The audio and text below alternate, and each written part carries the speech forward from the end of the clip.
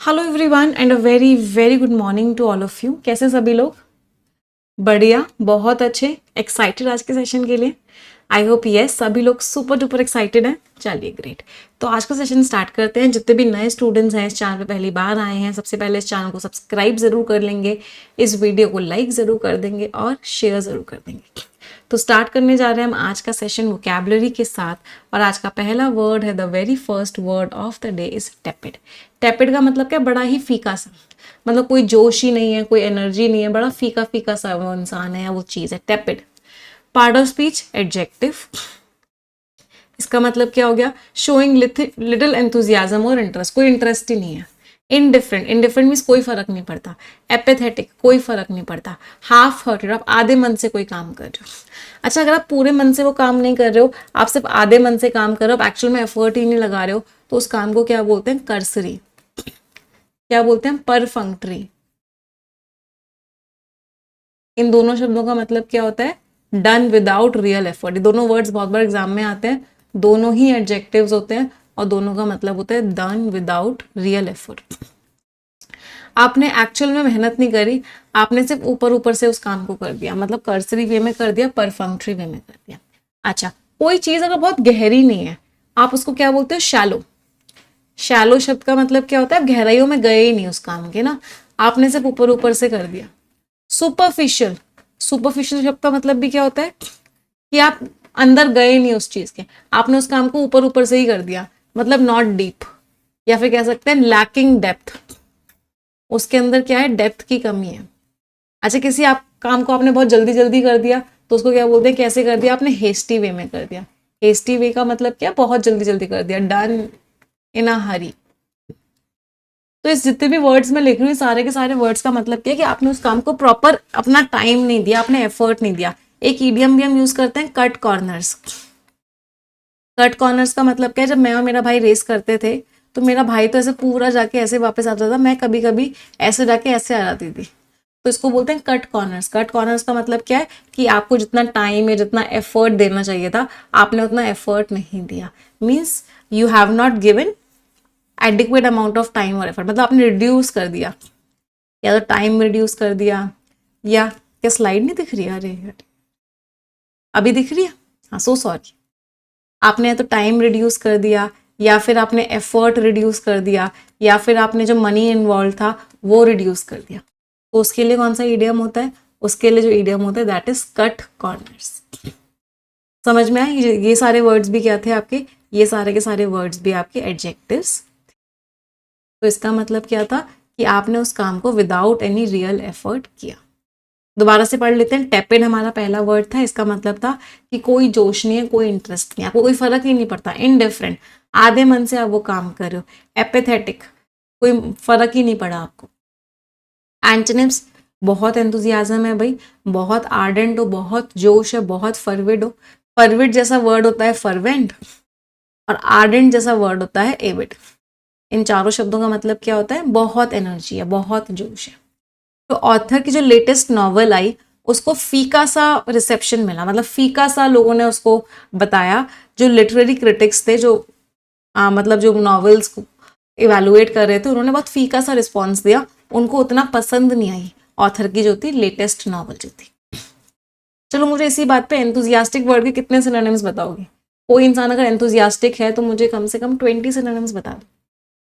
कुछ वर्ड्स तो अभी हमने किए हैं, है ना? एविड है, आर्डेंट है, ऐसे ही फरविड, और फरविड का जैसा क्या हो जाता है? फरवेंट।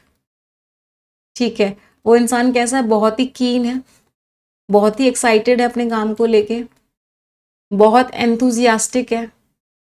उस इंसान के अंदर क्या है? बहुत ज्यादा जोश है अपने काम को लेके। इस तरीके का जोश है कि वो इंसान क्या है? फुल एनर्जी डाल रहा है, विगरस वे में अपना काम करता है। विगरस का मतलब क्या होता है? फुल एनर्जी डालने वाला है। जेलस है, वेरी नाइस।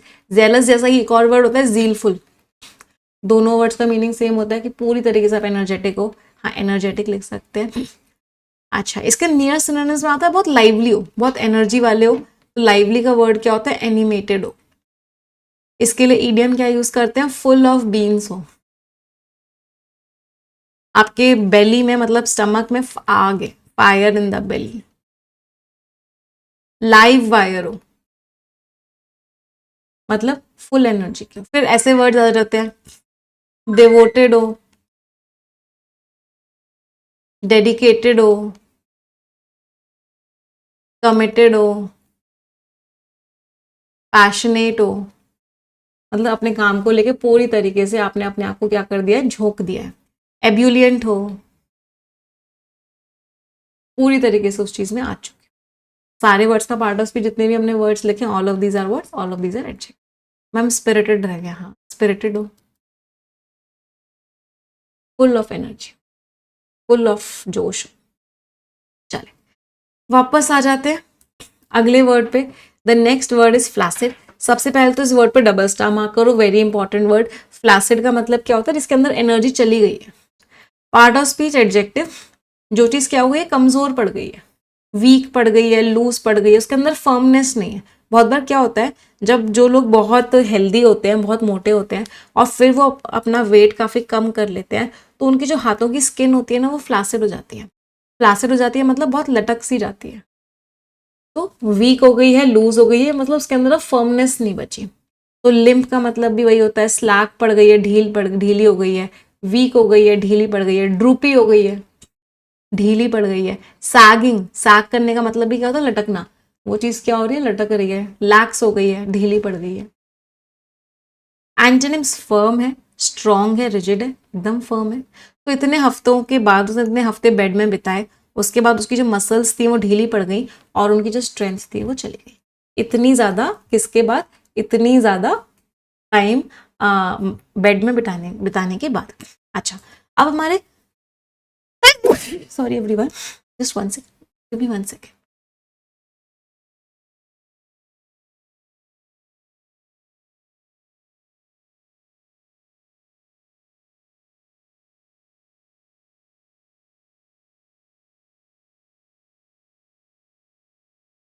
ओके, आ जाते हैं। अभी हमने यहाँ पे वर्ड पढ़ा लूज। देखो एक तो लूज ये वाला होता है ना, इसकी स्पेलिंग बहुत ध्यान से देखना, यहाँ से बहुत बार ग्रामर का क्वेश्चन आता है। वर्ब की फर्स्ट फॉर्म होती है ये, इसकी वर्ब की सेकंड फॉर्म होती है लॉस्ट, और इसकी वर्ब की थर्ड फॉर्म भी होती है लॉस्ट। लूज, लॉस्ट, लॉस्ट, इसको भी लूज ही बोलते हैं, लेकिन इसकी स्पेलिंग में LOS ही होता है। इसका मतलब क्या होता है कि आपसे वो अपॉर्चुनिटी चली गई है, या वो चीज खो गई है। She lost her purse, don't lose your purse. तो इसमें कौन सी वाली स्पेलिंग आती है, LOSE वाली आती है, हमेशा याद रखना, वेरी वेरी इंपॉर्टेंट, ठीक है। फिर एक वर्ड होता है LOOSE, इसको भी लूज बोलते हैं, इसको भी लूज बोलते हैं, दोनों का प्रोनाउंसिएशन एकदम सेम होता है। लेकिन ये वर्ड क्या होता है, एडजेक्टिव होता है। इसका मतलब क्या होता है कि वो चीज टाइट नहीं, वो चीज ढीली है। ढीली है मतलब सैगिंग है, लटकी हुई सी। तो डिफरेंस हमेशा याद रखना। तो खोने की अगर बात हो रही है कि वो चीज खो गई है, I have lost my purse, तो ये वाला लूज है। और ढीले की बात हो रही है तो ये वाला लूज है। चलो वापस आ जाते हैं, अगले वर्ड पे आते हैं। The next word is tumble करना। टम्बल मीन्स जो चीज अचानक से गिर गई, तो कोई चीज अचानक से गिर गई मतलब वो क्या कर गई, टम्बल कर गई। एक्शन की बातें कर रहे हैं, पार्ट ऑफ स्पीच क्या हो गया वो, to fall suddenly, roll over, decline rapidly, बहुत तेजी से नीचे जा रही है, फॉल कर गई, लुढ़क गई, मतलब प्लमेट कर गई, गिर गई। टॉपल करने का मतलब क्या होता है, ऊपर से नीचे आ गई। कैस्केड वैसे वाटरफॉल को बोलते हैं, तो कोई चीज ऊपर से नीचे आती है उसको आप कैस्केड भी बोलते हो, मतलब वाटरफॉल। कैस्केड का एक मीनिंग वाटरफॉल भी होता है, और एक मीनिंग नीचे आना भी होता है। एसेंड ऊपर जा रही है, सोर ऊपर जा रही है, एस्केलेट ऊपर जा रही है।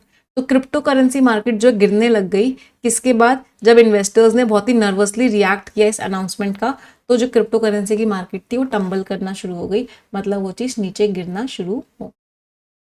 अच्छा, आप लोगों ने दो तीन जैसे गिरने के ना, गिरना नहीं बोलेंगे, दो तीन तरह के मोशंस होते हैं जो बच्चे करते हैं, आप में से भी हो सकता है कुछ लोग करते हो। पहला होता है समर सॉल्ट। समर सॉल्ट क्या होता है, ऐसे पूरा पीछे जाके आप पूरा उल्टे होके पीछे हो गए, मतलब आपने बच्चों को करते हुए देखा होगा, ऐसे करके पूरा पीछे होके वापस से आ गए। फिर एक बोलते हैं कार्ट व्हील। कार्ट व्हील में क्या होता है, आप पूरा ऐसे गोल गोल गोल गोल गोल गोल रोल करते चले जा रहे हो, that is what cart wheel. किसी को आता है समरसॉल्ट और कार्ट व्हील करना, दोनों ही वर्ड्स हमारे नाउन्स हैं, दोनों ही एक तरह के जिम्नास्ट के मूवमेंट्स होते हैं। जिम्नास्टिक में ये दोनों ही क्या होते हैं, मूवमेंट्स होते हैं। आप बैक फ्लिप भी बोल सकते हैं इसको, राइट। तो ये वर्ड कभी आ जाए आपके सामने तो आपको पता होना चाहिए कि इनका मीनिंग क्या होता है। चलिए वापस आ जाते हैं। अगला वर्ड इज क्विंटेसेंशियल। सबसे पहले तो देखो लास्ट में एल लग रहा है, 7 बार ये वर्ड आया, कितना इंपॉर्टेंट वर्ड हो गया है। पार्ट ऑफ स्पीच क्या हो गया, एडजेक्टिव। क्विंटेसेंशियल का मतलब क्या, वो उस चीज का परफेक्ट एग्जाम्पल है, representing the perfect example of something, मतलब बिल्कुल परफेक्ट एग्जाम्पल है, आइडियल है, परफेक्ट है, क्लासिक है, मतलब एकदम बेस्ट है। एंटोनिम्स परफेक्ट नहीं है, इम्परफेक्ट है, अनयूजुअल है, नॉर्मल नहीं है। तो उसकी जो ऑनेस्टी थी, जिस डेडिकेशन में वो काम करती थी और जितना काइंड थी वो, इसकी वजह से वो परफेक्ट टीचर थी जिसकी हर कोई तारीफ करता, बिल्कुल परफेक्ट टीचर। मुझे परफेक्ट वर्ड के कुछ सिनोनिम्स बताओगे? कोई इंसान अगर परफेक्ट है मतलब उसके अंदर कोई भी दाग धब्बा नहीं है, कोई भी प्रॉब्लम नहीं है, इसका मतलब वो इंसान कैसा है, इमैक्युलेट है। कैसा है वो इंसान, इम्पेकेबल है। आप उसके अंदर कोई गलती निकाल ही नहीं सकते, इररिप्रोचेबल है, प्रिस्टीन है, फ्लॉलेस है, फॉल्टलेस है, अनटार्निश्ड है, अनब्लेमिश्ड है, कोई दाग धब्बा नहीं, अनस्मियर्ड है, अनसलीड है। देखो चारों वर्ड्स एक जैसे हैं, मतलब वो चीज कैसी है, एकदम परफेक्ट है, एकदम प्योर है, एकदम क्लीन है, एकदम नीट है, एकदम टाइडी है, मीन्स एकदम परफेक्ट। जितने भी हमने वर्ड्स किए इन सारे वर्ड्स का पार्ट ऑफ स्पीच क्या है, all of these are adjective, सारे के सारे। मैम एग्जाम्पलरी भी कह सकते हैं, right, very good. Exemplary, exemplary शब्द का मतलब भी क्या होता है कि वो चीज एकदम परफेक्ट एग्जाम्पल है उस चीज का।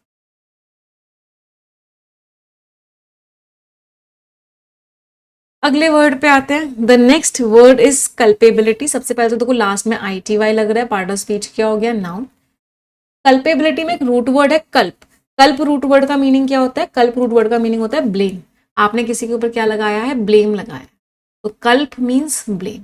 तो कल्पेबिलिटी का मतलब क्या है कि आपकी जिम्मेदारी है, कि आपके ऊपर इल्जाम लगा है, आपके ऊपर ब्लेम लगा हुआ है, तो अकाउंटेबिलिटी आपकी है, आपके ऊपर ब्लेम लगा हुआ है, आपकी लायबिलिटी है, आपकी जिम्मेदारी। अच्छा मुझे कल्प के 5 रूट वर्ड्स, कुछ 5 वर्ड्स बता दो। एक तो कल्परेट हो गया है ना। अच्छा कल्परेट की स्पेलिंग बहुत बार एग्जाम में आती है, क्या ये सही स्पेलिंग है? कल्परेट की स्पेलिंग क्या होती है, ये इसको डबल स्टार मार्क करके लिखेगा, it's a very important spelling. तो कल्परेट का मतलब क्या होता है, जिसने कुछ गलत किया है, रॉन्ग डूअर। अच्छा अगर आप किसी को एक्सकल्पेट करते हो तो इसका मतलब क्या होता है, उस इंसान को फ्री फ्रॉम ब्लेम कर देते हो, मतलब उस इंसान के ऊपर ब्लेम हटा देते हो। चलो अगर इनकल्पेट करते हो किसी इंसान को तो उसके ऊपर आप ब्लेम लगा रहे हो, मतलब एलिज कर रहे हो उस इंसान, मतलब उस इंसान के ऊपर ब्लेम लगा रहे हो, चार्ज कर रहे हो उस इंसान को, अक्यूज कर रहे हो। तीनों शब्दों का मतलब क्या होता है, आप उस इंसान के ऊपर ब्लेम लगा रहे हो। कल्पेबल, कल्पेबल मीन्स ऐसा उसने कोई काम किया जो ब्लेम डिजर्व करता है, डिजर्विंग ब्लेम, मतलब उसने किसी तरीके का गलत काम किया है। तो इन सारे शब्दों का मतलब क्या होता है कि वो इंसान कैसा है, वो इंसान गलत। सारे के सारे वर्ड्स में आप देख रहे होंगे कल्प रूट वर्ड आ रखा था, और कल्प रूट वर्ड का मीनिंग क्या था, कल्प रूट वर्ड का मीनिंग था ब्लेम, इल्जाम। चलो आ जाते हैं वापस। एंटोनिम्स, आप इनोसेंट हो, एग्जॉनरेशन माफी दे दी गई, ब्लेमलेसनेस कोई ब्लेम ही नहीं लगाया गया। जो जुडिशियल इंक्वायरी थी, जो इंक्वायरी हुई, उसका उसने क्या चाहा, सॉर्ट टू का मतलब क्या होता है, चाहना। उस इंक्वायरी ने चाहा कि वो आइडेंटिफाई करे कि जो ऑफिशियल्स थे वो गलत थे या नहीं थे, जो एडमिनिस्ट्रेशन की कमी में इन्वॉल्व थे। लैप्स का मतलब है कुछ कमी रह गई, तो एडमिनिस्ट्रेशन में जो कमी रह गई उसमें ऑफिशियल्स कितने जिम्मेदार थे, वो चीज आइडेंटिफाई करी जुडिशियल इंक्वायरी ने। अगले वर्ड पे आते हैं डिस्पैरिट। डिस्पैरिट मीन्स दोनों आपस में एकदम अलग अलग। अच्छा डिस्पैरिट से ही एक वर्ड याद आया, बहुत बार आपके एग्जामिनेशन में आता है, एरर रिडक्शन क्वेश्चन में भी आता है। 2 वर्ड्स होते हैं, एक होता है डिस्क्रीट और एक होता है डिस्क्रीट। दोनों में डिफरेंस पता है सभी को? दोनों के दोनों वर्ड्स आपके एडजेक्टिव्स होते हैं। ये जो डिस्क्रीट है इसका मतलब होता है डिफरेंट, अलग, और ये जो डिस्क्रीट है इसका मतलब होता है केयरफुल। तो याद रखना है ना, ये दोनों डिस्क्रीट मतलब ये डिस्पैरेट का ही सिनोनिम होता है, मतलब वो चीजें कैसी हैं, अलग अलग है, डिफरेंट है। और ये डिस्क्रीट मीन्स केयरफुल है वो इंसान। मुझे केयरफुल के चलो इसी बात पे 10 सिनोनिम्स बता दो। कोई इंसान अगर केयरफुल है तो पंक्टिलियस है, बहुत सोच समझ के काम करता है। मेटिक्यूलस है, बहुत सोच समझ के काम करता है। सेड्यूलस है, बहुत सोच समझ के काम करता है। कॉन्शेंटियस है, वही करता है जो सही हो, कभी भी कुछ गलत काम नहीं करता है। स्क्रूपुलस होता है, बहुत सोच समझ के काम करता है। प्रूडेंट होता है, बहुत सोच समझ के काम करता है। चेरी, केयरफुल होता है। वेरी, केयरफुल होता है। हीडफुल, कॉशियस, चारों तरफ नजर रखता है तो सर्कमस्पेक्ट होता है। विजिलेंट, चौकन्ना रहता है। तो इन सारे शब्दों का मतलब क्या है कि वो इंसान बहुत ही सोच समझ के काम करता है, बहुत ही केयरफुल होता। जितने भी हमने वर्ड्स लिखे हैं सारे वर्ड्स का पार्ट ऑफ स्पीच क्या है, all of these words are adjective, सारे के सारे वर्ड्स एडजेक्टिव्स। तो डिस्पैरेट का मतलब क्या हो गया, अलग अलग, मतलब वो दोनों चीजें आपस में क्या है, एकदम अलग अलग है, बिल्कुल भी मैच नहीं कर रही। डिफरेंट है, डिस्टिंक्ट है, डाइवर्जेंट है, अलग अलग है। अलग अलग चीजों को हेट्रोजेनस भी बोलते हैं। हेट्रोजेनस का मीनिंग क्या हो गया, वो चीजें अलग अलग। अच्छा, मुझे अगर दो अलग अलग चीजों की बात करनी है तो मैं ईडियम में क्या बोल सकती हूँ। ईडियम होता है अगर मुझे दो अलग अलग चीजों की बात करनी है, they are like apple and oranges. वो कैसे हैं, एप्पल एंड ऑरेंजेस के जैसे हैं। ये एक ईडियम होता है, मतलब दोनों बिल्कुल अलग अलग हैं। लाइक चॉक एंड चीज, चॉक एंड चीज के जैसे हैं। ऐसी एक होता है लाइक ऑयल एंड वाटर। इन तीनों ईडियम्स का मतलब होता है very different from each other, एक दूसरे से क्या है, एक दूसरे से बहुत different.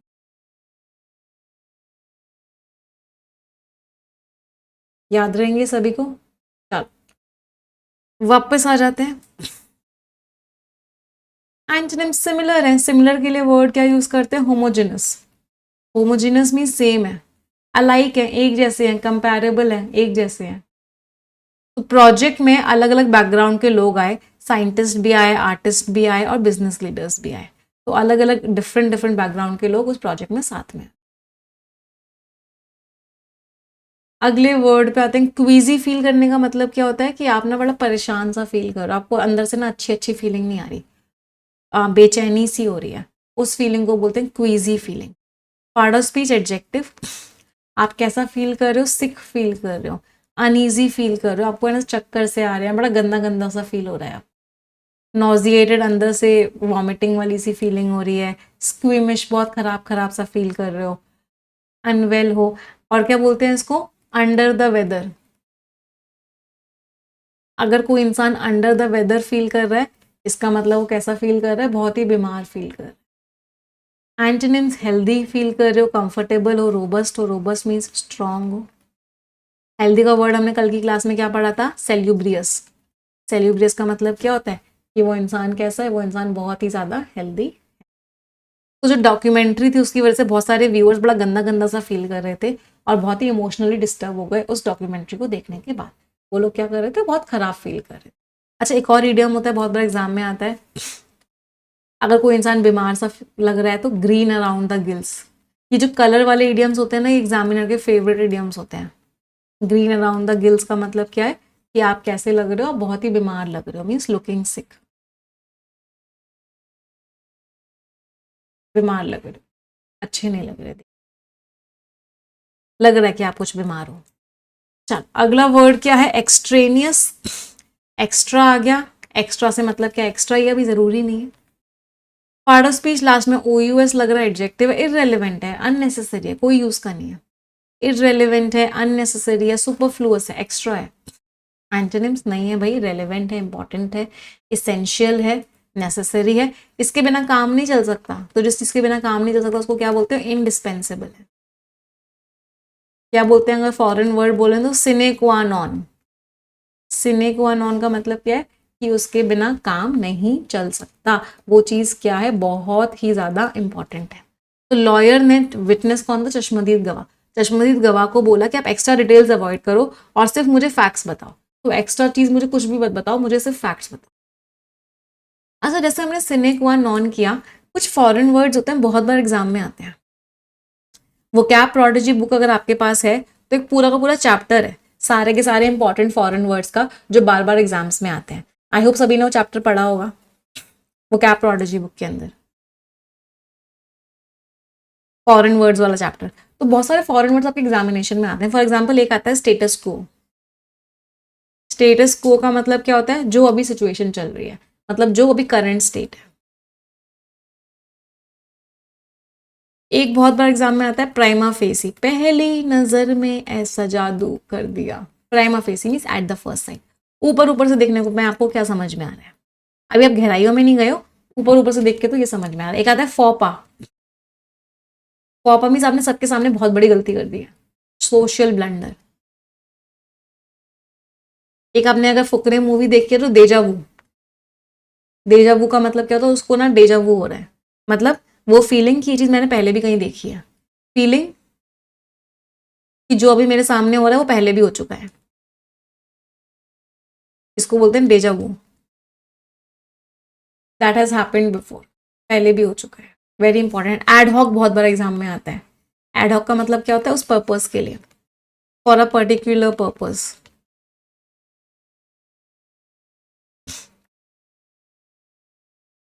Very important. Elma matter तो इतनी बार एग्जाम में आया, क्या बताऊं। एल्मा मैटर का होता है जो आपका स्कूल होता है, जो आपकी यूनिवर्सिटी होती है पुरानी, उसको आपका एल्मा मैटर बोलते हैं। वंस फॉर्मर स्कूल और यूनिवर्सिटी, वो क्या है? आपका एल्मा मैटर है। टैबुला रासा। टैबुला रासा क्या होता है? Blank slate. जो बच्चे होते हैं वो ब्लैंक स्लेट होते हैं, उनको जो सिखा दोगे वो सीख जाएंगे। तो they are what? They are tabula rasa. वैसे बहुत सारे हैं जो बहुत बार बार बार एग्जामिनेशन में आते हैं, उनमें से ये सबसे इंपॉर्टेंट है। तो ये सभी लोग नोट डाउन कर लेंगे अपनी कॉपीज में। Every one has to note. चलो अगले वर्ड पे आ जाते हैं। Next word is dulcet. सबसे पहले तो पार्ट ऑफ स्पीच है एडजेक्टिव। कल वाला वोकैबुलरी वाला शॉर्ट देखा था आप लोगों ने? आप लोगों ने मुझे बोला था कि मैम आप ना हमें वर्ड्स को ट्रिक से भी याद करवाओ, तो कुछ कुछ ट्रिक से भी मैं आप लोगों को वर्ड्स याद करवाती हूँ। और कल मैंने एक वोकैबुलरी शॉर्ट भी डाला था आप लोगों के लिए, उसमें डलसेट वर्ड भी था। दिल को सेट करने वाली आवाज डलसेट होती है। कैसे याद रखोगे? दिल को सेट कर देने वाली आवाज डलसेट होती है, मतलब बहुत ही बढ़िया सुनने में, मजा आ जाए सुनने में, ऐसी आवाज क्या होती है? डलसेट होती है। Melodious, harmonious, यूफोनियस। ईयू एक रूट वर्ड होता है जिसका मीनिंग क्या होता है? गुड, अच्छी आवाज। मेलीफ्लुअस भी बोलते हैं इस आवाज को, जो आवाज आपके दिल को बहुत अच्छा फील। मेलो भी बोलते हैं, बहुत प्यारी आवाज। एंटोनिम्स, बहुत ही हार्श आवाज है। स्टूडेंट, डिस्कॉर्डेंट, बहुत ही गंदी आवाज है। क्लैमरस आवाज है। ककर्ष, क्लैमरस आवाज का मतलब क्या होता है? ककर्ष की आवाज, मतलब ऐसी आवाज है जो बहुत परेशान कर रही है। जैरिंग आवाज भी बोलते हैं। तो स्पीकर की जो इतनी मधुर आवाज थी, उससे पूरी पूरी ऑडियंस कैप्टिवेट हो गई। कैप्टिवेट मीन्स अट्रैक्ट हो गई पूरे के पूरे फेस्टिवल में, क्योंकि उस स्पीकर की बहुत ही बढ़िया आवाज। अगला वर्ड है मर्क्यूरियल। मिस्टर ट्रम्प कैसे है? मिस्टर ट्रम्प मर्क्यूरियल है, कभी कुछ कहेंगे कभी कुछ कहेंगे। उनका मूड और बिहेवियर अचानक से बदल जाता है। कभी वो इंडिया से बहुत प्यार करते हैं, कभी वो इंडिया के खिलाफ हो जाते हैं। तो उनका बिहेवियर क्या है? मर्क्यूरियल है। लास्ट में एल लग रहा है, पार्ट ऑफ स्पीच क्या होगा? एडजेक्टिव। वॉलेटाइल है, बदलते रहते हैं, फिकल है, चेंजेबल है। वन वेरी इंपॉर्टेंट वर्ड बहुत बड़ा एग्जाम में आता है, कैप्रिशियस है। उनका बिहेवियर इतनी जल्दी जल्दी चेंज होता रहता है। इम्पल्सिव है, बहुत तेजी से उनका बिहेवियर चेंज होता है। एरेटिक है। एंटोनिम स्टेबल है, कंसिस्टेंट है, प्रिडिक्टेबल है, मतलब सबको पता है वैसे ही रहेंगे, चेंज नहीं होंगे। तो उसका जो बिहेवियर इतना मर्क्यूरियल था, ऐसे मूडी था वो, तो उसके कलीग्स पता नहीं होता था उसको कभी भी कि वो कब खुश होगा, कब गुस्सा होगा, कब उसका कोई फर्क नहीं पड़ेगा, कभी भी दिन। तो उसका बिहेवियर इतना ज्यादा मर्क्यूरियल था, इतनी जल्दी जल्दी चेंज होता था। और क्या कह सकते हैं? Whimsical. Very good. Changeable, variable, mutable, temperamental, सारे वर्ड्स का मतलब क्या है कि बिहेवियर क्या है, बहुत जल्दी जल्दी चेंज हो रहा है। अच्छा, दो रूट वर्ड्स होते हैं, एक होता है म्यूट और एक होता है मॉर्फ। इन दोनों रूट वर्ड्स का मतलब क्या होता है? इन दोनों रूट वर्ड्स का मीनिंग होता है बदलाव, चेंज। तो हमेशा याद रखना, जब भी म्यूट वर्ड आएगा या मॉर्फ वर्ड आएगा, हमेशा मीनिंग कुछ ना कुछ बदले से रिलेटेड, बदलाव से रिलेटेड। चलिए आ जाए स्टोरी पे।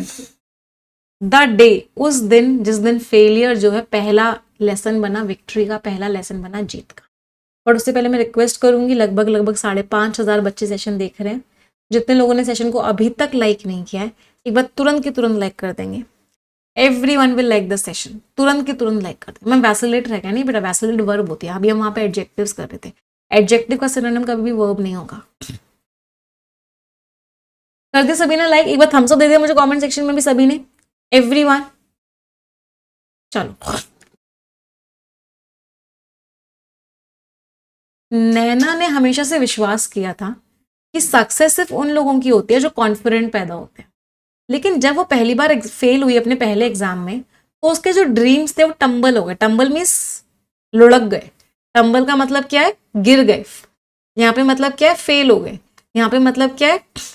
ड्रॉप हो गए उसकी आंखों के सामने। तो उसने जितने सपने देखे थे, सारे के सारे सपने क्या हो गए? खत्म हो गए उसकी आंखों के सामने। चलो आगे बढ़ते हैं। एंड द साइलेंस अराउंड हर, और उसके आसपास जो चुप्पी थी वो बहुत भारी लग रही थी। बुराई इतनी भारी नहीं लगती जितनी चुप्पी भारी लग रही थी। उसकी प्रेपरेशन बहुत टेपिड थी। टेपिड मीन्स उसके अंदर जो एनर्जी नहीं थी, एंथुजियाज्म नहीं था जब वो तैयारी कर रही थी। Not enthusiastic. उसका डिसिप्लिन बहुत फ्लैसिड था। फ्लैसिड मीन्स कमजोर था, उसके अंदर डिसिप्लिन नहीं था। और डीप इनसाइड उसको पता था कि उसी की गलती की वजह से, उसके अंदर एक गिल्ट की फीलिंग थी कि मेरी ही गलती की वजह से मेरा सिलेक्शन नहीं हुआ है। क्योंकि उसे पता था अंदर ही अंदर कि उसने टाइम वेस्ट किया था एक्सट्रेनियस मीन्स इररेलेवेंट, जो कोई काम के नहीं थे, ऐसे डिस्ट्रैक्शंस पे उसने फोकस नहीं किया था जिस चीज पे जो चीज इंपॉर्टेंट थी। फॉर मैनी डेज, बहुत दिन तक तो उसको बहुत गंदा गंदा सा फील हो रहा था। क्वीजी मीन्स अनवेल फील हो रहा था। जब भी कोई रिजल्ट की बात करता था उसको बेचैनी सी हो जाती थी। और जो उसका मर्क्यूरियल मूड था, मर्क्यूरियल मीन्स चेंज होता होने वाला, बार बार उसका जो मूड था वो चेंज हो रहा था। इसकी वजह से वो स्विंग कर रही थी। स्विंग मीन्स झूल रही थी। कभी उम्मीद थी और कभी डेस्पेयर मीन्स होपलेसनेस थी। लेकिन एक शाम को जब वो अपनी माँ की मधुर आवाज सुन रही थी, डलसेट मीन्स मेलोडियस, एनकरेजमेंट की, तो उसको समझ में आया कि फेलियर एक जजमेंट नहीं होता है। फेलियर एक शीशा होता है जो आपको आपकी कमजोरियां दिखाता है। दुनिया जो थी उसके चारों ओर वो अलग अलग आवाजें से भरी पड़ी थी। लोग अलग अलग बातें कर रहे थे। कुछ लोग उसका मजाक उड़ा रहे थे, कुछ उसको सजेशंस दे रहे थे, और कुछ लोग वेट कर रहे थे कि वो कब उठेगी। नैना ने डिसाइड किया कि वो परफेक्ट एग्जाम्पल बनेगी। क्विंटेसेंशियल मीन्स परफेक्ट, एक ऐसे बच्चे का जो हर हार से सीखता है, छुपता नहीं है। तो उसने हर अननेसेसरी डर को हटा दिया अपने माइंड से, रूटीन बनाया, रिवीजन किया, अच्छे से प्रैक्टिस किया, और धीरे धीरे अपने कमज़ोर कॉन्फिडेंस को अपने करेज में कन्वर्ट किया। जब अगला एग्जाम आया उसने अपने आप को बोला नहीं कि मुझे आसानी से विक्ट्री मिलेगी। उसने अपने आप को प्रॉमिस किया कि वो लड़ेगी रिस्पेक्ट के साथ, और वही प्रॉमिस उसका पहला कदम बना उसकी सक्सेस की तरफ। तो फेलियर क्या होता है? फेलियर एक आईना होता है। फेलियर कोई जजमेंट नहीं होता है, वो आपको आपकी कमजोरियां दिखाता है। तो असली में सक्सेसफुल लोग वही होते हैं जो अपने फेलियर से सीखते हैं और आगे बढ़ते चले जाते हैं, जिनके अंदर डिसिप्लिन होता है। Discipline is very important. आपका जो रूटीन होना चाहिए जब भी आप एग्जामिनेशन की तैयारी करो, स्ट्रिक्ट रूटीन होना, आपके अंदर पेशेंस होना चाहिए, डिसिप्लिन होना चाहिए। तो फेलियर तब पावरफुल हो जाता है जब वो आपको डिसिप्लिन सिखाता है। Discipline is very important. Honesty सिखाता है, करेज सिखाता है। तो जो इंसान अपनी गलतियों को एक्सेप्ट करता है, वो इंसान अपनी हार को अपनी जीत में कन्वर्ट कर सकता। सारे के सारे वर्ड्स आपको टेलीग्राम चैनल पे क्लास नोट्स शेयर होते हैं, वहां से सभी लोग पढ़ लेंगे। सभी लोग पढ़ते हैं ना जो क्लास नोट्स टेलीग्राम चैनल पे शेयर होते हैं। आ जाते हैं वन वर्ड सब्स्टिट्यूट्स पे। नो मैट्स, जिन लोगों का कोई घर नहीं होता, ना घर ना ठिकाना रहा, नो मैट्स हो जाते हैं। विंडफॉल, वो ऊपर वाला देता है तो छप्पड़ फाड़ के देता है। तो विंडफॉल इज छप्पड़ फाड़ के मिल जाना कोई। An unexpected piece of good fortune, अचानक से आपको बहुत कुछ मिल गया, बहुत पैसा मिल गया। फौना एनिमल्स को बोलते हैं और फ्लोरा प्लांट्स को बोलते हैं। तो फ्लोरा और फौना बहुत बार आता था। जब मैं बचपन में छोटी थी तो मैं बहुत कंफ्यूज होती थी, यार फ्लोरा कौन सा वाला होता है, फौना कौन सा वाला होता है, मैं हमेशा कंफ्यूज होती थी। तो मैंने उसको कैसे याद किया था कि मेरी एक फ्रेंड थी, उसका नाम था फ्लोरा। तो और कोई घर वाले अपने बच्चे का नाम जानवर तो नहीं रखेंगे, तो इसका मतलब फ्लोरा का मतलब प्लांट होता है। ऐसे मैंने याद किया था उस समय पे, 6 या 7 क्लास में होंगी। तो fauna means animals and flora means plants. Conscious, अंदर की आवाज जो आपको बता रही है ये गलत है, मत जा इस रास्ते पे, ये रास्ता गलत है। तो आपकी अंदर की जो आवाज होती है उसको क्या बोलते हैं, कॉन्शियस। फ्रेजल वर्ब्स पे आ जाते हैं। स्टिक इट टू, मतलब आप उस इंसान को गंदा गंदा बोल रहे हो, गंदा गंदा बोल रहे हो, क्रिटिसाइज कर रहे हो, हद से ज्यादा क्रिटिसाइज कर रहे हो। तो मेरे जो बॉस थे उन्होंने मुझे बहुत क्रिटिसाइज किया जब मैं काम पे लेट आया, बहुत गंदा गंदा बोला मुझे। क्या किया उन्होंने, टेक टू टास्क ले लिया, मीन्स बहुत गंदा गंदा बोला। स्टिक टू, या तो जब तक सिलेक्शन ना हो ना, स्टिक टू योर रूटीन, अपने रूटीन को फॉलो करते रहना जब तक सिलेक्शन नहीं हो जाए। तो स्टिक टू मीन्स परसीवियर, लगातार करते रहना, रुकना मत, keep trying, try and try until you succeed. जब तक सक्सेसफुल ना हो जाओ तब तक लगातार करना है। स्टिक अप फॉर, इसका मतलब क्या है कि आप किसी चीज को डिफेंड कर रहे हो, आप किसी चीज को सपोर्ट कर रहे हो। If you are sticking up for something, you are supporting it. Take after इतनी बार एग्जाम में आया ना, क्या बताऊं। टेक आफ्टर में शक्ल किससे मिलती है, उसकी शक्ल उसके पापा से मिलती है, तो रिजेंबल। उसकी शक्ल उसकी नानी से मिलती है, दादी से मिलती है, तो she takes after her grandmother. शक्ल किससे मिलती है, टेक आफ्टर। लुक आफ्टर, ध्यान रखना, care for that person. Idioms and phrases आज नोज वाले करने वाले हैं। गेट अप समवंस नोज, अगर आप किसी की नोज उठा रहे हो मतलब आप उस इंसान को परेशान कर रहे हो, अनॉय कर रहे हो, इरिटेट कर रहे हो। अ नोज इन द एयर, उसकी नाक हमेशा हवा में रहती है, मतलब बहुत घमंडी इंसान है, बहुत स्नूटी है। Have a good nose for business, उसकी नाक बहुत अच्छी है काम के लिए, मतलब उसको बहुत अच्छा सेंस है, बहुत अच्छे डिसीजंस लेता है वो बिजनेस में। फॉलो योर नोज, अंदर से जो आवाज आ रही है ना उसको फॉलो कर लो, follow your instincts. Put your nose out of joint, फिर से वही बात, आप किसी को ऑफेंड कर रहे हो, किसी को परेशान कर रहे हो। अच्छा, keep your nose to the grindstone, इसका मतलब क्या था, बहुत मेहनत कर रहे हो, वर्क वेरी हार्ड, हद से ज्यादा मेहनत कर। पोक योर नोज, अपनी नोज पोक कर रहे हो मतलब कहीं इंटरफेयर कर रहे हो, अपनी नाक घुसा रहे हो किसी जगह पे, इसका मतलब क्या है, कहीं ना कहीं पोक, इंटरफेयर कर रहे हो, मेडल कर रहे हो, जबरदस्ती एंटर करने की कोशिश कर। समझ आई वोकैबुलरी सभी को, येस और no my champions. Short story आप सभी लोग टेलीग्राम चैनल से पढ़ेंगे, English with Nimisha Bansal Telegram channel पे आपको ये स्टोरी शेयर हो जाएगी। आ जाते हैं आज के आर्टिकल पे। फिर से रिक्वेस्ट करूंगी, 6000 से ज्यादा बच्चे सेशन देख रहे हैं, जितने लोगों ने सेशन को लाइक नहीं किया है वो तुरंत की तुरंत लाइक कर देंगे। जितने बच्चों ने अभी तक परफेक्शन बैच ज्वाइन नहीं किया है तो NB60 कोड से आपको 60% का डिस्काउंट मिल जाएगा। आज 9 जून है, आप आज से परफेक्शन बैच ज्वाइन कर सकते हैं और आपको स्टार्टिंग सेंटेंस रीअरेंजमेंट की प्रीलिम्स लेवल क्लासेस से करनी होगी। हम इसमें हर एक टॉपिक उठाते हैं, उसको बहुत स्ट्रॉन्ग बनाते हैं। अगर आप परफेक्शन एडिटोरियल में रेगुलरली आ जाओगे 3 महीने भी, इंग्लिश बहुत स्ट्रॉन्ग हो जाएगी, बट उसके लिए आपको परफेक्शन एडिटोरियल में रेगुलरली आना पड़ेगा। बाकी डिटेल्स में एकदम लास्ट में दूंगी आपको, जब ये सेशन एकदम खत्म हो जाएगा। अब आ जाते हैं आज के आर्टिकल पे। स्ट्रैटेजिक, स्ट्रैटेजिक मीन्स जो स्ट्रैटेजी से रिलेटेड हो, मतलब जिसके ऊपर बहुत सारे डिसीजंस बेस्ड हो। आफ्टर थॉट नाम से समझ में आ रहा है, आफ्टर मीन्स बाद में, तो आप कोई चीज बाद में सोच रहे हो। तो ग्रेट निकोबार प्रोजेक्ट के बारे में हम बात करने वाले हैं। चलिए, पहले आप पढ़ेंगे फिर हम समझाएंगे। Read it everyone.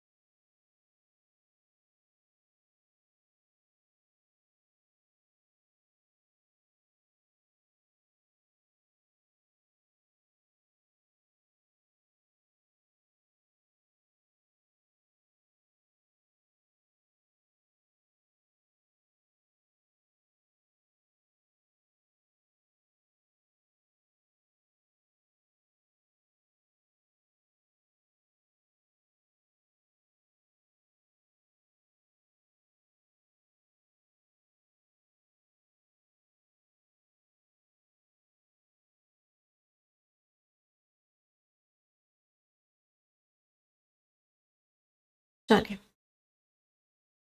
For a project, एक ऐसा प्रोजेक्ट सो ऑफन मीन्स इतनी बार बार इन्वोक किया जा रहा है, मतलब बार बार उठाया जा रहा है as a matter of national security strategy.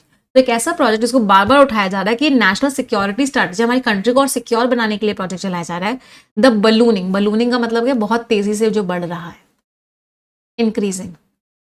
Great Nicobar island का जो डेवलपमेंट का प्रोजेक्ट है, अब एस्टिमेट हो चुका है कि ये 91,000 करोड़ रुपए इसमें लगेंगे। रेस्ट ऑन और ये जो प्रोजेक्ट है, ये जो डिपेंड कर रहा है एक रिमार्केबली मीन्स देखने दिखाने लायक, थिन मीन्स बहुत ही पतला स्ट्रैटेजिक रिकॉर्ड, मतलब इसका जो रिकॉर्ड है वो थोड़ा सा कमजोर है। थिन का मतलब है पतला नहीं, थिन का मतलब थोड़ा सा वीक है।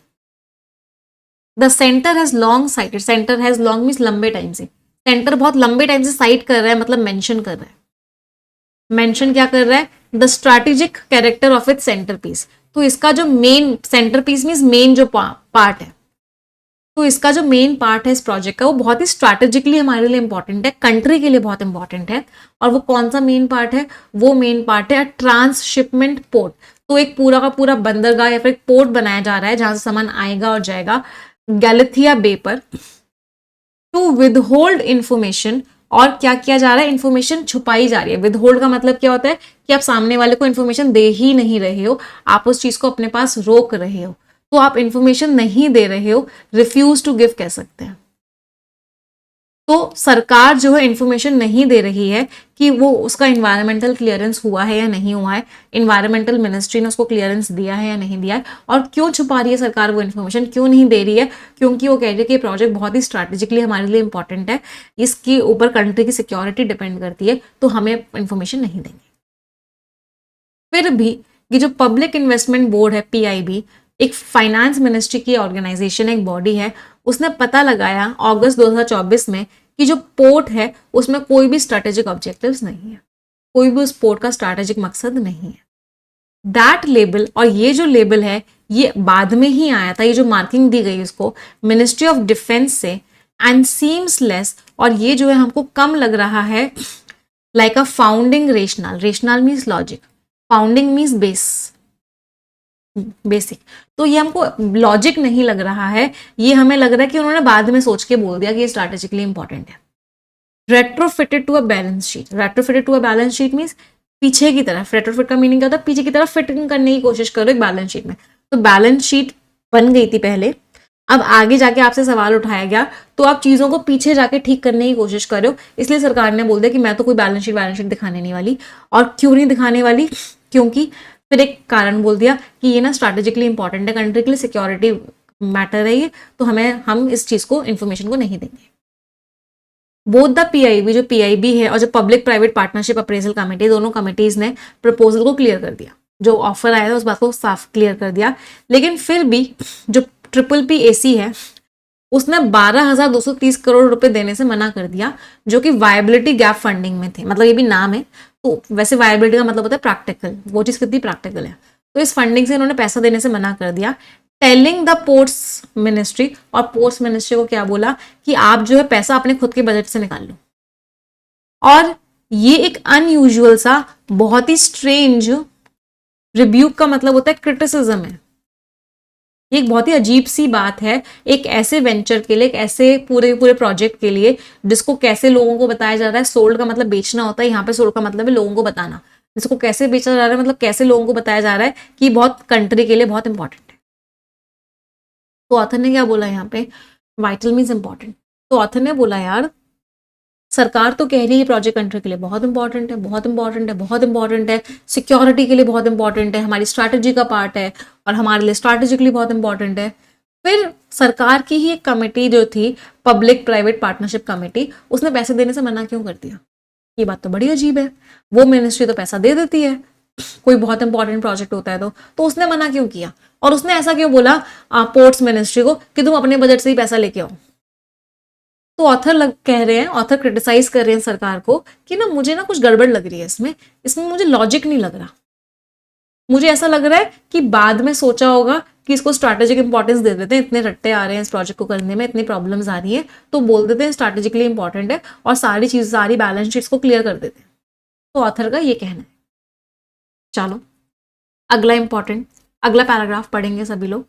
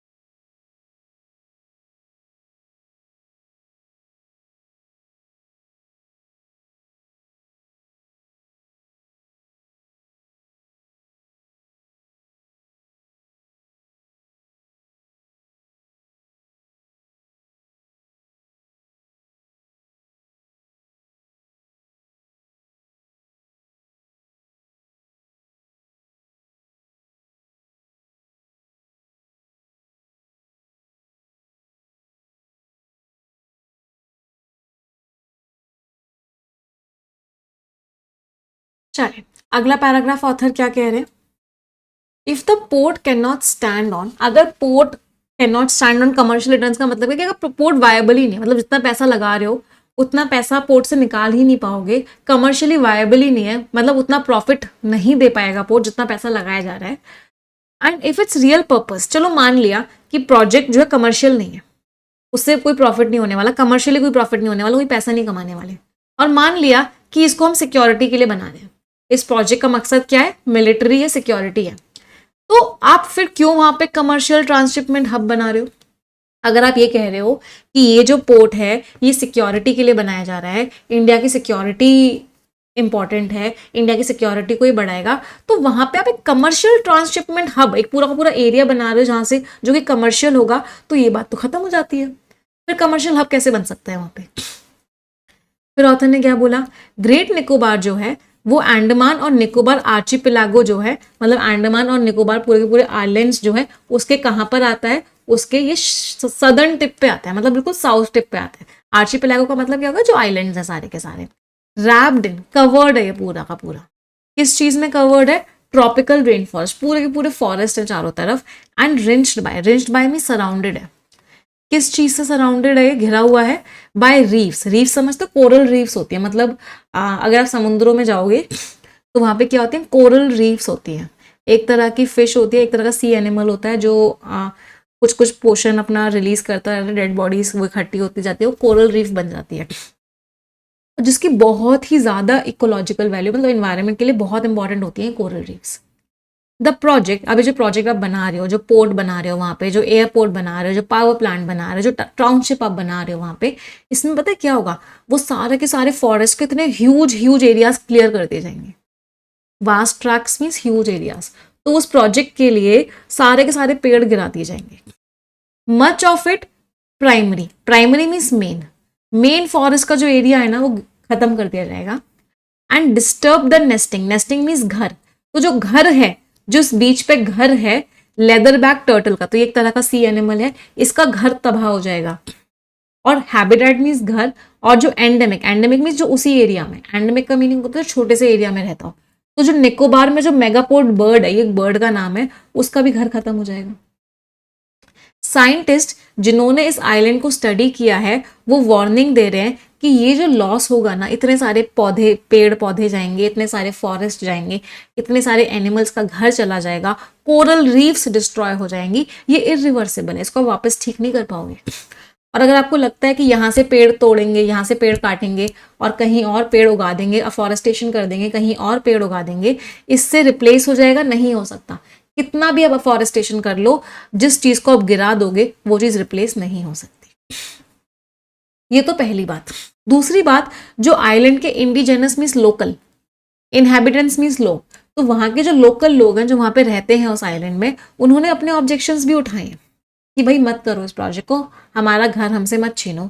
रनिंग अलॉन्ग साइड, और ये जितने भी ऑब्जेक्शंस हैं ये किसके साथ हैं, जो इकोलॉजिकल, इन्वायरमेंट को तो नुकसान होगा ही होगा, साथ के साथ जो वहां के लोगों ने ऑब्जेक्शंस उठाए हैं वो भी साथ में उठे हुए हैं, but not reducible to them.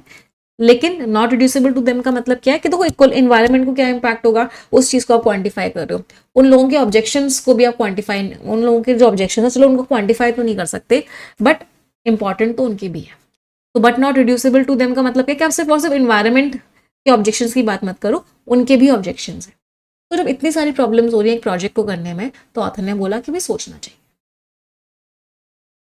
अगला पैराग्राफ पढ़ेंगे सभी लोग।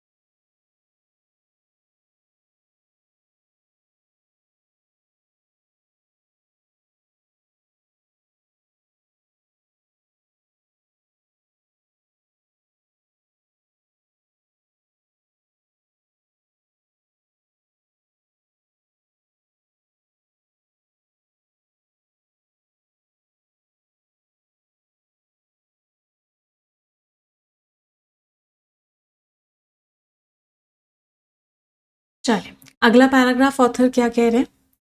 ट्राइबल काउंसिल्स हैव सेड, जो ट्राइबल काउंसिल्स हैं उन्होंने बोला कि उनकी कंसेंट ले ली गई थी। कंसेंट मींस अग्रीमेंट, उनकी कंसेंट ले ली गई थी, सिक्योर कर ली गई थी, ले ली गई थी विदाउट फुल डिस्क्लोजर, मतलब उनको पूरी बातें तो बताई नहीं गई और उनका अग्रीमेंट ले लिया गया, ऐसा बोला। एंड आस्क्ड दैट, और क्या पूछा उन्होंने कि जो एंसेस्ट्रल लैंड है, कि जो उनकी पूर्वजों की जमीन है और जो उनको रीसेटलमेंट प्रॉमिस किया गया है कि उनको दूसरी जगह घर दिया जाएगा, ये जो वादे उनको किए गए हैं आफ्टर द 2004 सुनामी, तो 2004 सुनामी के बाद उनको वादा किया गया था कि उनको रीसेटल किया जाएगा, नॉट बी ओवर रिडन, ये चीज प्रोजेक्ट से हट ना जाए। तो प्रोजेक्ट आया तो सुनामी के बाद उनको जो वादे किए गए थे, कहीं ऐसा ना हो कि इस प्रोजेक्ट के आने की वजह से वो वादे खत्म ना हो जाए। वो जो इस प्रोजेक्ट की बुराई कर रहे हैं, इसका मतलब ये नहीं है कि वो डेवलपमेंट मना कर रहे हैं। क्वारल क्या है, लड़ाई क्या है, वो डेवलपमेंट की मना नहीं कर रहे हैं, वो ये कह रहे हैं कि इतने बड़े लेवल पे मत करो, छुप छुप के मत करो, और उसका रिजल्ट और एक के बाद जो सीक्वेंस है वो सामने रखो। एक ऐसा प्रोजेक्ट आप कर रहे हो जिसको आप प्लान कर रहे हो, कंसीव मीन्स प्लान कर रहे हो एट अ मैग्नीट्यूड, इतने बड़े लेवल पे, इतने बड़े स्केल पे, जो आइलैंड एब्जॉर्ब ही नहीं कर सकता। आपको डेवलपमेंट करना है, थोड़ा थोड़ा करो। आप इतने बड़े लेवल पे डेवलपमेंट कर रहे हो, आइलैंड के अंदर कैपेसिटी नहीं है इतने बड़े लेवल पे डेवलपमेंट होने की। और सोल्यूशन क्या है ऑथर, अब ऑथर बोलता है मैं सोल्यूशन बताता हूँ। रेमेडी मीन्स इलाज, सोल्यूशन क्या है, ट्रांसपेरेंसी, आप पारदर्शिता रखो। सेंटर को जो हाई पावर कमेटी की रिपोर्ट है उसको पूरी की पूरी रिलीज करनी चाहिए। अकाउंट ओपनली, साफ साफ बताना चाहिए कि कितना खर्चा पड़ने वाला है इस प्रोजेक्ट का, पब्लिक एक्सचेकर में सरकार कितना खर्चा करने वाली है इस प्रोजेक्ट पे, साफ साफ बता दे। एंड वेट अगेंस्ट, और इसको नापे कि इससे कितना ज्यादा एनवायरमेंटल लॉस हो रहा है, जो कि एक्सचेकर कभी रीइंबर्स नहीं कर सकता। तो जो एक्सचेकर क्या होता है, जहां पे सरकार का पैसा, मतलब जो पूरी कंट्री का पैसा, उसको एक्सचेकर बोलते हैं। तो बताओ कि इन्वायरमेंटल लॉस जो हो रहा है, जो आप कभी रीइंबर्स नहीं कर सकते, जिसको आप कभी ठीक नहीं कर सकते, और इस प्रोजेक्ट से जो फायदा हो रहा है, दोनों को नापो और आइडेंटिफाई करो कि कौन सी चीज ज्यादा फायदेमंद है हमारे। अब प्रोजेक्ट ऑफ दिस स्केल, इतने बड़े लेवल का प्रोजेक्ट कर रहे हो, तो ओज द कंट्री, आपकी कम से कम इतनी जिम्मेदारी तो बनती है। पैसेज समझ आया सभी को। तो ओज द कंट्री एटलीस्ट दिस, ओज का मतलब क्या, जिम्मेदारी, तो आपकी इतनी जिम्मेदारी तो कम से कम बनती है, आप इतना तो ओ करते हो। क्वेश्चंस पे आ जाए। चलिए, ऑल द बेस्ट एवरीवन।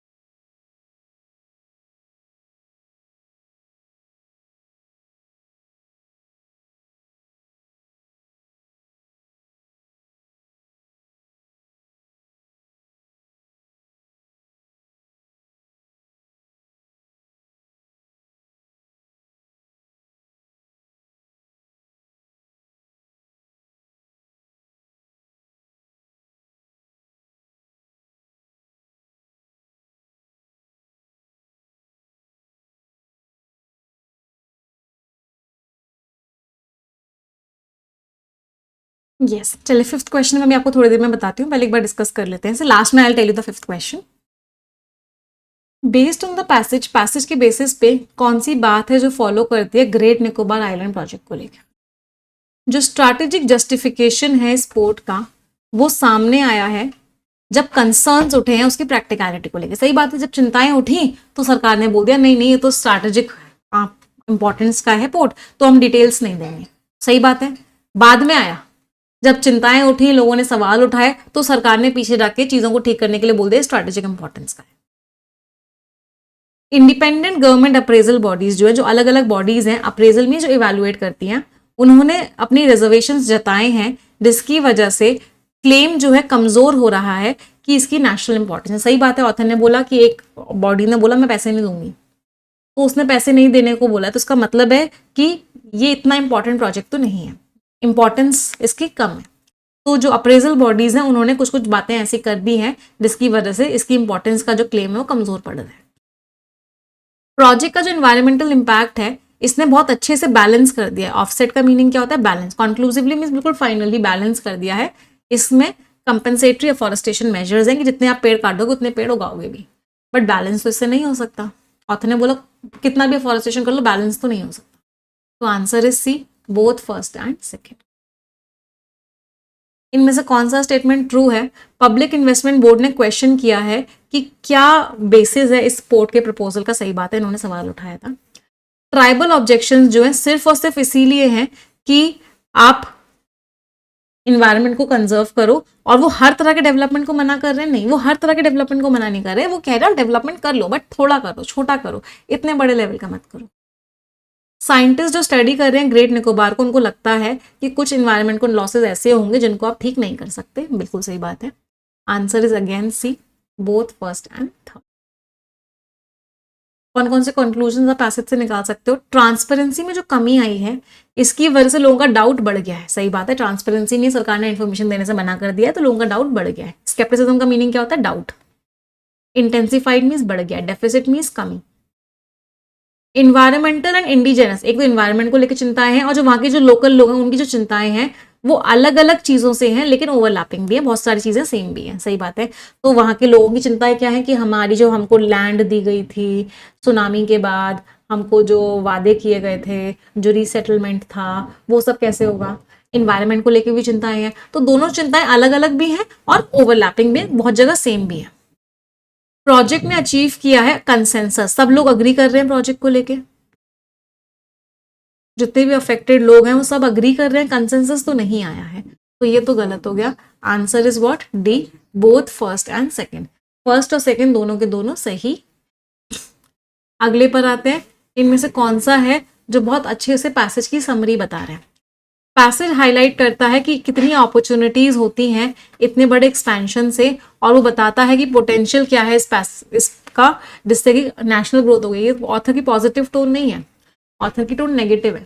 तो समरी की टोन वही होनी चाहिए जो ऑथर की टोन है।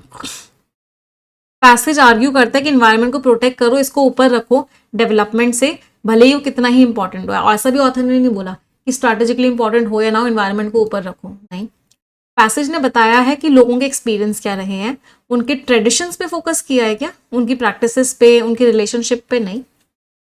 पैसेज ने इवैल्यूएट किया है इस प्रोजेक्ट को, इसकी जस्टिफिकेशन देखिए कितना सही है, ये कितना फाइनेंशियली फीजिबल है, ये कितना पैसा इसमें लग रहा है, इसके एनवायरनमेंट पे इम्पैक्ट क्या पड़ेगा, और कौन जिम्मेदारी लेगा। बिल्कुल सही बात है, ऑथर ने क्रिटिकली इवैल्यूएट किया है। क्रिटिकली का मतलब ऑथर की टोन थोड़ी सी नेगेटिव है। तो answer is what? Next question अभी हम करेंगे, पहले आप स्किमिंग वाला आर्टिकल कर लेंगे, उसके बाद हम नेक्स्ट क्वेश्चन करेंगे। चलिए, ready everyone? All the best.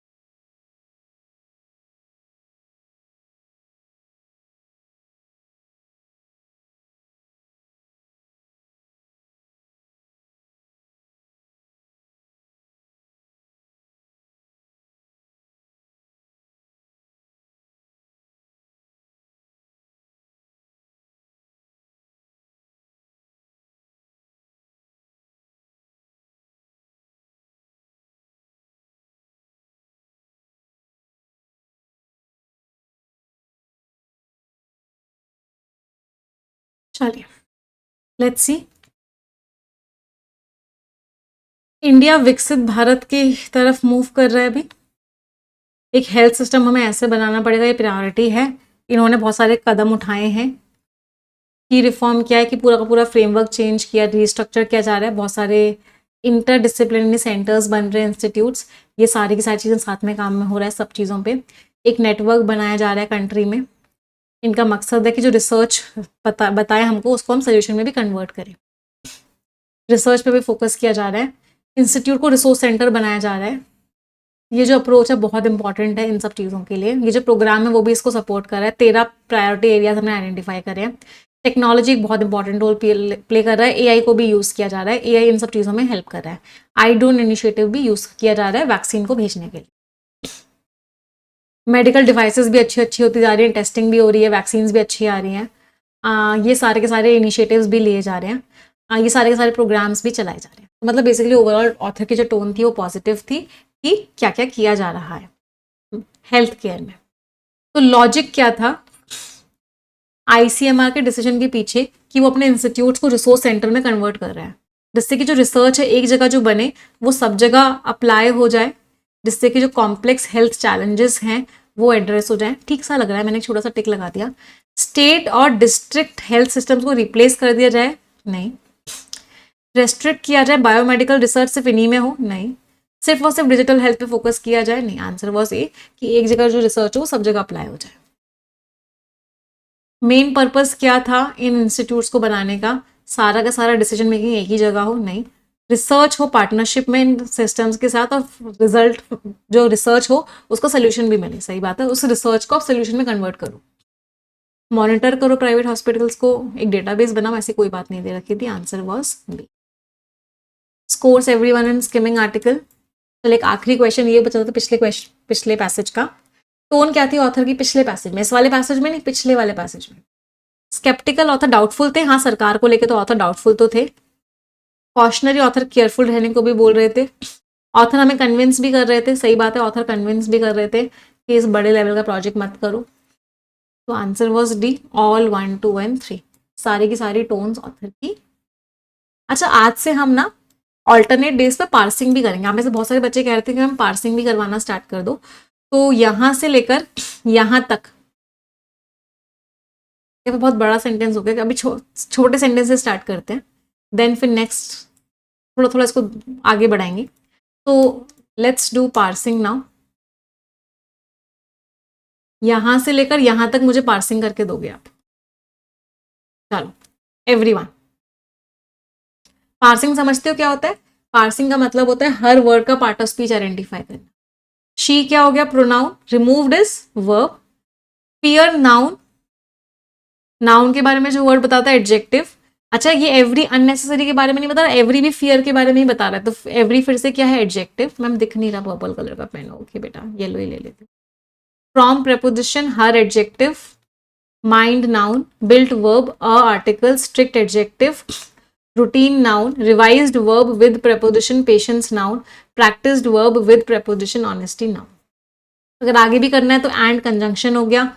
Slowly adverb हो गया। ट्रांसफॉर्म वर्ब हो गया। हर एडजेक्टिव हो गया। वीक भी एडजेक्टिव हो गया। Confidence noun into preposition. Steady adjective. Courage noun. तो बहुत सारे बच्चों का जो रिक्वेस्ट आ रहा था पार्सिंग, हम ऑल्टरनेट डे पे एक एक सेंटेंस को उठा के पार्सिंग करेंगे। पार्सिंग से फायदा क्या होता है? जब हमें पता लग जाता है कौन से वर्ड का कौन सा पार्ट ऑफ स्पीच है, तो हम ग्रामर बहुत अच्छे से कर पाते हैं और एरर डिटेक्शन भी और अच्छे से कर पाते हैं। तो parsing is very important for error detection. चलिए आ जाते हैं प्रीवियस ईयर क्वेश्चंस पे। हाँ जी, आंसर्स बताएंगे सभी लोग। गैरुलस कौन होता है? जो इंसान बहुत बातचीत करता है, बहुत बोलता है, उस इंसान को क्या बोलते हैं? गैरुलस। मोरोस, जो दुखी हो। प्रिस्टीन तो आज ही हमने पढ़ा, एकदम परफेक्ट। टेनुअस, बहुत कमजोर। वेरी भी आज पढ़ा था, बहुत केयरफुल। 2, 3, 5, 1 and 4 scores everyone. चलिए previous year idioms. Make inroads, आप प्रोग्रेस कर रहे हो। तो हार्ड लाइन मतलब बहुत ही ज्यादा स्ट्रिक्टली आप एक्ट कर रहे हो। बी ऑन थिन आइस, आप बहुत रिस्की सिचुएशन में हो। प्ले सेकंड फिडल, मतलब आप उतने इंपॉर्टेंट नहीं हो। Get someone off one's chest, मतलब आप वो अपनी फीलिंग्स को सबके सामने एडमिट कर रहे हैं। तो D, B, E, C and A. Scores everyone in previous year idioms. 10 शब्द है, इनमें से 3 वर्ड्स का मीनिंग सभी लोग कमेंट्स में लिखेंगे। आप सभी की जिम्मेदारी है कि आप कम से कम 3 वर्ड्स का मीनिंग कमेंट्स में लिखेंगे ही लिखेंगे। इज योर रिस्पॉन्सिबिलिटी, हर बच्चा अपनी जिम्मेदारी पूरी करेगा। जो जो बच्चे अपनी जिम्मेदारी पूरी करेंगे उनमें से एक बच्चे को हम success no more an illusion book भी गिफ्ट करेंगे और उस बच्चे के घर वो बुक भिजवाई भी जाएगी। तो मेक श्योर करो कि सभी लोग कम से कम 3 वर्ड्स का मीनिंग कमेंट्स में लिखें। Everyone has to write them, है ना, हर बच्चे को लिखने हैं। जिस बच्चे के घर बुक भिजवाई जा रही है उस बच्चे का नाम है कुंदन। बेटा एक मेल कर देना, एक स्क्रीनशॉट भेज देना, टीम आपके घर आपकी बुक भिजवा देगी। अगर आपने अभी तक प्रोफेशनल बैच को ज्वाइन नहीं किया है, आज के आज ज्वाइन कर लीजिए। जितना डिले करेंगे उतना ही बाकी बच्चे आपसे आगे निकल जाएंगे। 1 घंटा परफेक्शन, 1 घंटा एडिटोरियल आपको रोज पढ़ना है। 2 से 2.5 घंटा रोज इंग्लिश को दे दोगे, इंग्लिश ऑटोमेटिकली बहुत अच्छी हो जाएगी, बट उसके लिए कम से कम 2 से 2.5 घंटा इंग्लिश को रोज देना पड़ेगा। कोड आपका NB60 लग जाएगा, आपको मैक्सिमम डिस्काउंट भी मिल जाएगा। तो मेक श्योर करो कि क्लासेस में रेगुलरली आओ। एक सिंगल सेशन कोई भी बच्चा किसी भी हालत में मिस ना करे। सिर्फ 1400 रुपीज़ का आपका कंप्लीट इंग्लिश का बैच होता है, जिसमें आपको सारी की सारी क्लासेस कंप्लीट इंग्लिश पढ़ाई जाती है, बिल्कुल बेसिक लेवल से एडवांस लेवल तक। यहाँ से आप स्कैन करके डायरेक्टली क्लासेस में आ सकते हो। येस ऑफिसर एप्लीकेशन पे क्लासेस होती हैं। आपको इंग्लिश का एक्सक्लूसिव सब्सक्रिप्शन लेना होता है। आपको सारे सब्जेक्ट्स पढ़ने हैं और स्पेसिफिकली आप बैंकिंग की तैयारी कर रहे हो, इंग्लिश के साथ क्वांट भी पढ़ना है, रीजनिंग भी पढ़ना है, जनरल अवेयरनेस भी पढ़ना है, तो कंप्लीट सब्सक्रिप्शन ले लोगे। कोड आपका सफलता लगेगा, इसमें भी आपको 60% का डिस्काउंट मिल जाएगा। ऑफर आपका 9 जून तक वैलिड है। ठीक है, ये टेलीग्राम चैनल्स है, इनको ज्वाइन कर लो। यहाँ सारी PDF सारी मैगजीन्स मिल जाएंगी। कोई डाउट कोई क्वेरी होगा आप हमें इस नंबर पर व्हाट्सएप करके पूछ लोगे, या इस वीडियो के डिस्क्रिप्शन में एक फॉर्म है, आप उस फॉर्म को फिल करोगे, टीम आपको कॉल करेगी, आपके सारे डाउट्स एंड क्वेरीज का आंसर। बट मेक श्योर करो क्लासेस में रेगुलरली आओ। एक सिंगल सेशन भी कोई भी बच्चा मिस नहीं करेगा किसी भी हालत में। ठीक है, वीडियो के लास्ट में या कमेंट सेक्शन में मुझे बताना जरूर कि आप लोगों को कैसा लगा आज का सेशन। फीडबैक मेरे लिए बहुत इंपॉर्टेंट होता है और आपके फीडबैक की वजह से ही आज ये एडिटोरियल क्लास इंडिया की नंबर 1 एडिटोरियल क्लास बन चुकी है। तो प्लीज़ मेक श्योर कि सभी लोग मुझे आज की क्लास का फीडबैक ज़रूर दें। इंप्रूवमेंट हो रहा है, नहीं हो रहा है, कितना इंप्रूवमेंट हो रहा है। मैम आप ड्राइव नोट्स शेयर कर दो। तो I hope drive link share हो चुका है। हाँ जी, आप सभी लोग यहाँ से डाउनलोड कर सकते हैं। पिन हो चुका है, हाँ, तो now you can download it from there. ठीक है, सेशन एंड करते हैं। Thank you.